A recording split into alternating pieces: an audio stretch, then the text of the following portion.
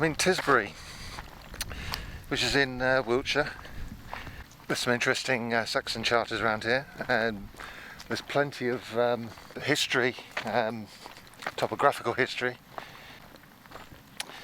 And but what drew me here was the Anglo-Saxon charters. I started with Wilton a few weeks ago, and as you try and confirm these ancient landmarks by looking at the village next to it, looking at their charter, you just keep moving along the landscape, which is what I've done here. And I've ended up in Tisbury, where it's got really quite interesting. There's lots of confirmation from other charters around it. We're still on the Nadder, the River Nadder. I've just left it behind. Called in Anglo-Saxon times the Nadder.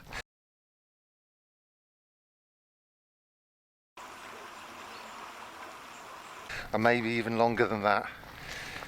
A lot of river names are pre-English, they're British, they're Welsh, Proto-Welsh. And there's some good examples of, one of the landmarks is, now let me see if I can pronounce this right, something like Chiel-merk, which we're not sure what the Chiel means, but there's plenty of places next to it called Chick, and a place up its valley and up a side Dean there's a place called Chicklade. And of course the word chick doesn't come in till the Middle Ages, but the word chicken is, and L is a diminutive in Old English.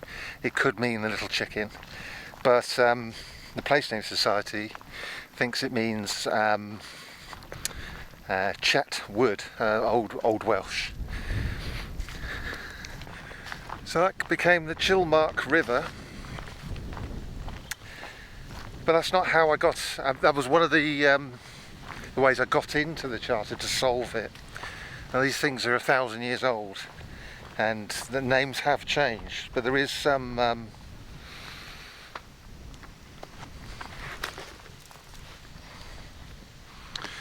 thought that was Roman plaster there for a second. Some have modernised and changed, but what got me into the now I think I found a Roman coin. What is that? There's a button.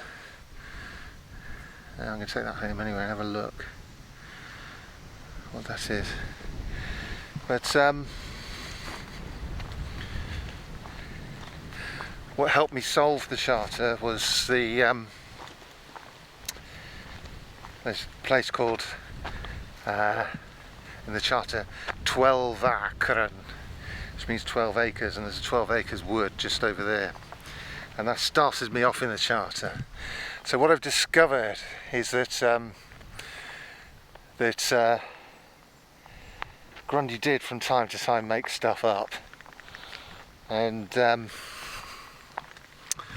well, no, he made genuine good guesses, and because he's got a prof in front of his name, we accept what he's saying. I still highly admire him. It's very, very a good way to start with Anglo-Saxon charters.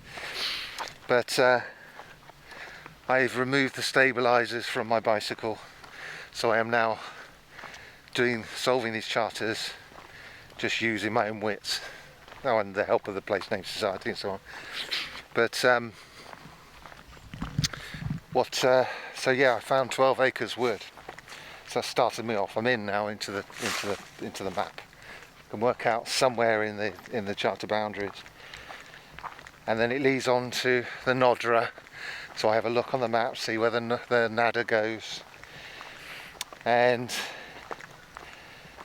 and it comes up to a river called the Semena, and I go, so what's that? And then I find a river Sem, and I'm, yay, you know, yeah, there's another landmark. I'm seeing the circle of the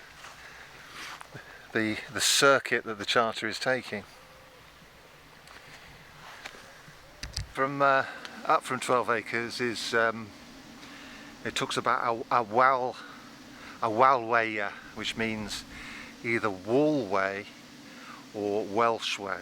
Now that's interesting, as if you've followed my videos before, you'll know that I'm interested in the pre-English, prehistoric landmark. We have to use the English charters because they're the most nuanced, the most detailed map that we have, most ancient detailed map we have of individual parishes. But we do want to know what these river names are. We want to know prehistory, all those lumps and bumps, the tumuli everywhere. We want to know if there's any insight that we can have about them, and so we have to use the English charters. At least it gives us something to think about. But so is this Welsh way or is it Wallway? Well, there just happens to be marked on the map something called a park pale, and a pale means a wall and ditch, the edge of a parkland. It's where we get the phrase, the fossilised phrase, beyond the pale. Beyond the pale means you've gone beyond the boundaries of good taste. So yeah, is that pale older? Park pales are medieval, and this is a pre-medieval charter. Is that pale prehistoric landmark or not? That's what the challenge for me today is, get some sort of insight into that.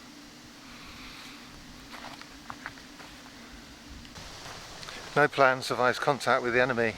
I plan these trips in detail, what my video is going to be about and how I structure it and things I'm going to say, and then I get there and it goes all to pieces, because you are in the field, you're climbing hills, you're starting to sweat, you don't find all the things that you need to make it easy for you.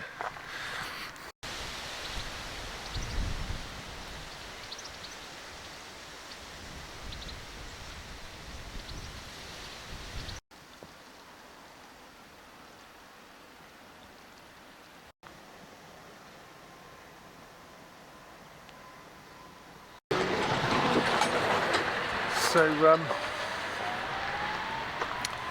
we're in the Vale of Wardour. I've lost the ability to pronounce English all of a sudden. Wardour. And so there is a castle of Wardour, which I'll probably do in part 2 of this video. And that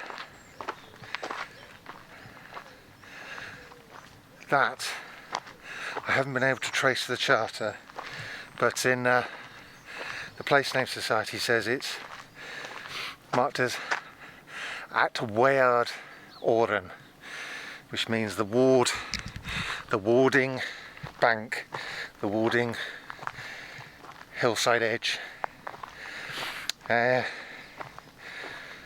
I interpreted it, I like to do these things of sort of testing myself, so I thought I'd try it. My interpretation was weir next to the water. War being weir, Old English weir. Dover being dower, being Old Welsh for by the water. Now I was wrong. But I wasn't the only one to be wrong. It seems like in the 1200s or 1300s or whatever, somebody else calls it Wardour, but it's Wardour, or Wardouran. And I've previously done a video about Berkeley and Beacon Hill, south of Newbury, and the Saxon name for that is Beacon Hill. It's got an Iron Age hill fort on it. It's called the Ward Settle. So that side. Click on that to see more.